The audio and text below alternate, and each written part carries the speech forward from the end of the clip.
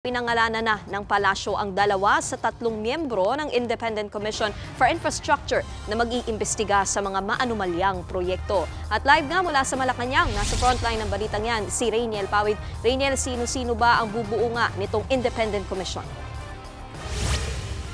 Nikki, 2 araw nga matapos ilabas yung executive order para dito sa Independent Commission for Infrastructure ay may mukha na itong 2 member ng nasabing investigating body.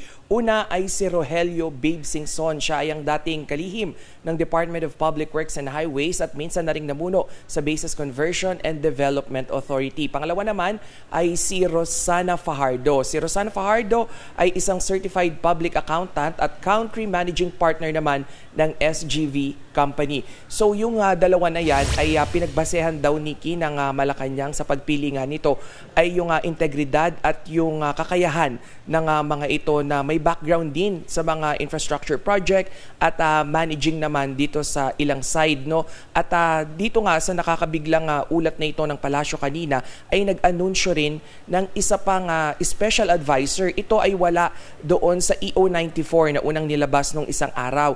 Ang special advisor naman nitong naturang investigating body ay si Baguio City Mayor Benjamin Magalong.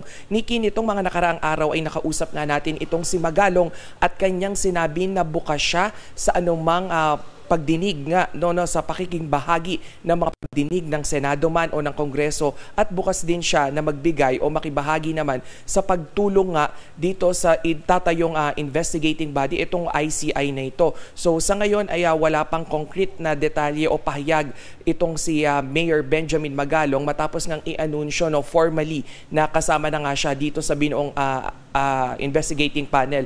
At Nikki, una nang sinabi ng Pangulo na ito nga na ICI na ito ay walang magiging politiko para makuha na rin para maiwasan na rin yung conflict of interest. Pero nang tanungin natin si Undersecretary Claire Castro bakit naging bahagi dito si Magalong ay sinabi niya na itong si Benjamin Magalong ay handa lang umano na magbigay nga ng ilang mga dokumento sa gagawin na investigasyon. Nikki, balikan din natin yung nilalaman nga nitong ICI. Itong ICI yung titingin doon sa mga maanomalyang flood control project at iba pang infrastruktura na binuo sa nakalipas na 10 taon. So Nikki, kung titignan natin ngayon yung powers nito ay pwede ba niyang pakialaman yung mga iba't ibang investigasyon, be it sa Senate, sa Congress o maging yung DPWH? Malinaw naman yung sinabi ng palasyo na hindi makikialam itong ICI at magkakaroon nga ito ng sariling investigasyon. Nikki.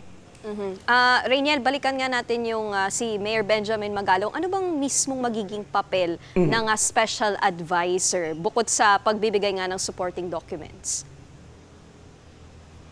Nikki, magiging si Magalong din yung titipan, yung titingin doon sa ilang mga dokumento nga na hawak at ilang mga possible na makapagbigay pa ng ilang mga impormasyon doon nga sa mga maanumalyang flood control project at iba pang infrastruktura.